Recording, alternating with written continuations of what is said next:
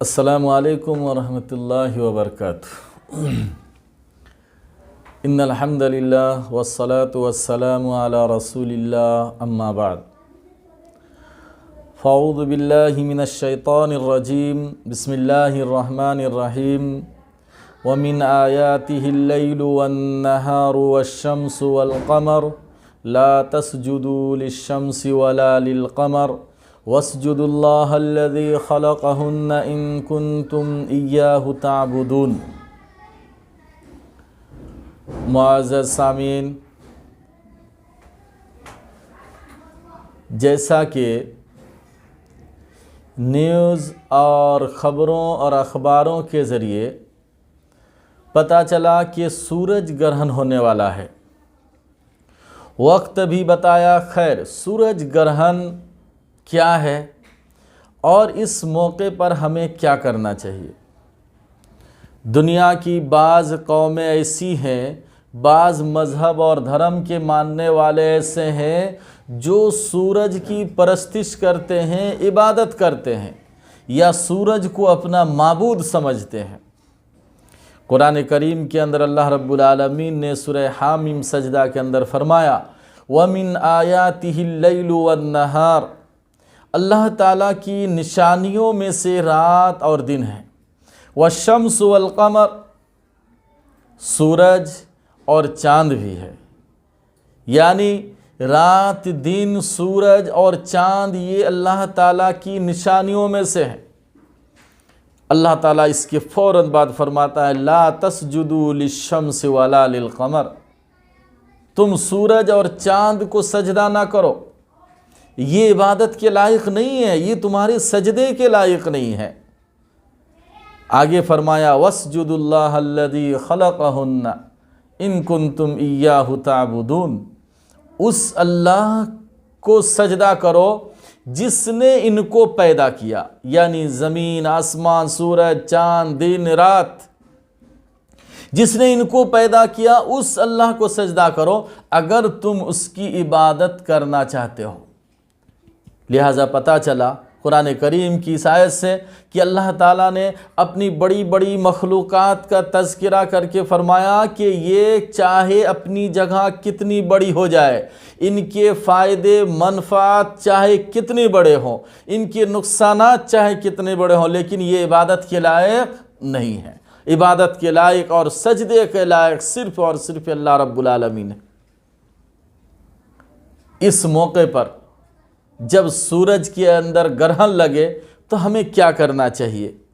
مغیرہ بن شعبہ رضی اللہ تعالیٰ عنہ حدیث کے راوی کہتے ہیں، انکشفت الشمس علی عہد رسول اللہ صلی اللہ علیہ وسلم، رسول اللہ صلی اللہ علیہ وسلم کے زمانے میں سورج میں گرہن لگا۔ کس دن؟ یوم مات ابراہیم، جس دن ابراہیم وفات پائے۔ ابراہیم یہ آپ صلی اللہ علیہ وسلم کا ایک صاحبزادے، ایک بیٹا تھا جو بچپن ہی میں انتقال کر گئے تھے۔ جس دن آپ صلی اللہ علیہ وسلم کا بیٹا ابراہیم انتقال فرمائے، اتفاق سے اس دن سورج گرہن لگا۔ لوگوں نے کہا، انکشفت الشمس لموت ابراہیم۔ زمانہ جاہلیت میں اسلام سے پہلے لوگوں کا جو عقیدہ تھا وہ یہ کہ سورج اور چاند میں گرہن ہوتا ہے جب کوئی بڑے شخصیت کا انتقال ہوتا ہے، جب کوئی بڑی شخصیت کا انسان وفات پاتا ہے، یا بڑی شخصیت کا کوئی جنم لیتا ہے اس روئے زمین پر، تو سورج اور چاند میں گرہن ہوتا ہے۔ اللہ کے نبی صلی اللہ علیہ وسلم نے اس کی تردید فرمائی، اور زمانہ جاہلیت کے اس سوچ کو، اس خیال کو کہ لوگوں نے کہا کہ ابراہیم کی موت کی وجہ سے سورج میں گرہن لگا، اس کی تردید فرمائی اور فرمایا، فقال رسول اللہ صلی اللہ علیہ وسلم ان الشمس والقمر آیتان من آیات اللہ، کہ لوگوں سورج اور چاند یہ اللہ تعالیٰ کی نشانیوں میں سے دو نشانی ہے، لا ينکشفان لموت احد ولا لحیاتہ، ان دونوں کو گرہن نہیں لگتا ہے کسی کے مرنے اور کسی کے پیدا ہونے سے، لہذا تمہارا جو عمل ہونا چاہیے وہ یہ فَإِذَا رَأَيْتُمُوهَا، جب تم سورج یا چاند کو گرہن لگتے ہوئے دیکھو تو کیا کرو؟ فَادْعُوا اللَّهَ وَصَلُّوا، اللہ سے دعائیں کرو، استغفار کرو، وصلوا، اور نماز پڑھو۔ نماز کا طریقہ بھی احادیث کے اندر بالتفصیل اللہ کے نبی صلی اللہ علیہ وسلم نے بیان فرما دیا۔ دعا و استغفار کرو، نماز پڑھو، کب تک کرتے رہو؟ حتیٰ تنکشف، یہاں تک کہ گرہن چھٹ جائے، ختم ہو جائے، تب تک تم لوگ اللہ تعالیٰ سے دعائیں کرو، استغفار کرو اور نماز پڑھو۔ حقیقت میں سورج یہ اللہ تعالیٰ کی ایک بڑی نشانیوں میں سے ایک نشانی ہے، اور قرآن کریم کے اندر اللہ تعالیٰ نے جہاں قیامت کا تذکرہ کیا فرمایا اذا الشمس کورت، کہ قیامت جب قائم ہوگی اس وقت سورج بے نور ہو جائے گا۔ سورج کے اندر اللہ تعالیٰ نے یہ طاقت رکھی کہ وہ دنیا کو روشن کرے، منور کرے، لوگ سورج سے روشنی حاصل کرے، لیکن ایک دن ایسا آئے گا کہ یہ سورج بے نور ہو جائے گا، یہ سورج بے نور ہو جائے گا، اس کے اندر کوئی طاقت نہیں رہے گی روشنی اور منور کرنے کی۔ تو خیر، اذا الشمس کورت، اللہ تعالیٰ نے فرمایا کہ سورج بے نور ہو جائے گا قیامت کے دن۔ حضرت ابراہیم علیہ السلام نے بھی جب سورج کو دیکھ کر فرمایا تھا ھذا ربی، کہ یہ میرا رب ہے، لیکن جب سورج ڈوب گیا تو حضرت ابراہیم علیہ السلام نے فرمایا کہ یہ میرا رب نہیں ہو سکتا ہے، کیونکہ میں تو غائب ہو گیا، اور میرا رب غائب نہیں، وہ ہمیشہ باقی رہنے والا ہے۔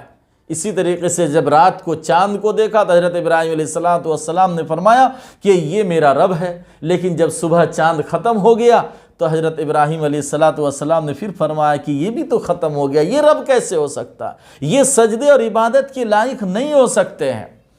خیر، ایک صحابی کا واقعہ بیان فرماتے ہیں، ایک صحابی خود فرماتے ہیں کہ میں چاشتے کے وقت کے قریب جنگل میں تیر اور کمان لے کر گیا، تیر اندازی کی میں مشق کرنے لگا، اتنے میں نے دیکھا کہ سورج گرہن لگا، میں نے اپنا تیر کمان سب کچھ وہیں چھوڑ دیا، پھینک دیا، اور میں وہاں سے تیز رفتار چلا، بلکہ میں دوڑنے لگا۔ کس لیے؟ اس لیے کہ میں اللہ کے نبی صلی اللہ علیہ وسلم کا عمل دیکھوں کہ اس موقع پر آپ صلی اللہ علیہ وسلم کیا عمل فرما رہے ہیں۔ وہ صحابی کہتے ہیں کہ میں نے آ کر دیکھا تو اللہ کے نبی صلی اللہ علیہ وسلم مسجد میں بیٹھے ہوئے ہیں، دعا و استغفار میں مشغول ہے، نماز میں مشغول ہے۔ خیر، اسی لیے آپ صلی اللہ علیہ وسلم نے ہر ایسے موقع پر نماز کا ہمیں حکم دیا ہے، نماز کا حکم دیا ہے۔ سورج گرہن لگے نماز پڑھو، چاند گرہن لگے نماز پڑھو، کوئی پریشانی لاحق ہو تو نماز پڑھو۔ اس طریقے سے ایک روایت ہے مسند احمد کی کہ نماز سے بندہ مومن کا ربط اور تعلق اللہ تعالیٰ سے قائم ہوتا ہے، تو نماز کا اہتمام کرنا چاہیے، نماز پڑھنا چاہیے۔ سنن ابی داؤد اور مسند احمد کے حوالے سے علامہ فتح القدیر علیہ الرحمہ نے تفسیر فتح القدیر کے اندر لکھا ہے اذا حزبہ امر فزع الی الصلاۃ، جب آپ صلی اللہ علیہ وسلم کو کوئی اہم معاملہ پیش آتا تو آپ نماز کی طرف لپکتے، نماز کی طرف سبقت کرتے۔ لہٰذا آج ہمارے سماج اور معاشرے میں بہت سارے ایسے رسم و رواج کا وجود ہو چکا ہے کہ سورج گرہن لگ جائے تو یہ کام نہیں کرنا، یہ کھانا نہیں کھانا، ایسا کرنا ویسا کرنا، یہ سارے چیزیں جو ہے رسومات اور بدعات ہیں، خرافات ہیں، ان کے پیچھے نہیں پڑنا چاہیے، بلکہ ہمیں اس طریقے کو اپنانا چاہیے جو طریقہ جناب محمد رسول اللہ صلی اللہ علیہ وسلم نے ہمیں دیا ہے، اور وہ یہ کہ اس موقع پر ہم نماز پڑھیں، اللہ تعالیٰ سے دعا و استغفار کریں اور اپنی گناہوں کی معافی مانگیں۔ اللہ تعالیٰ تمام امت مسلمہ کو اس پر عمل کرنے کی توفیق عنایت فرمائیں اور سنت کے مطابق زندگی گزارنے کی توفیق عنایت فرمائیں۔ آمین۔ وما علینا الا البلاغ۔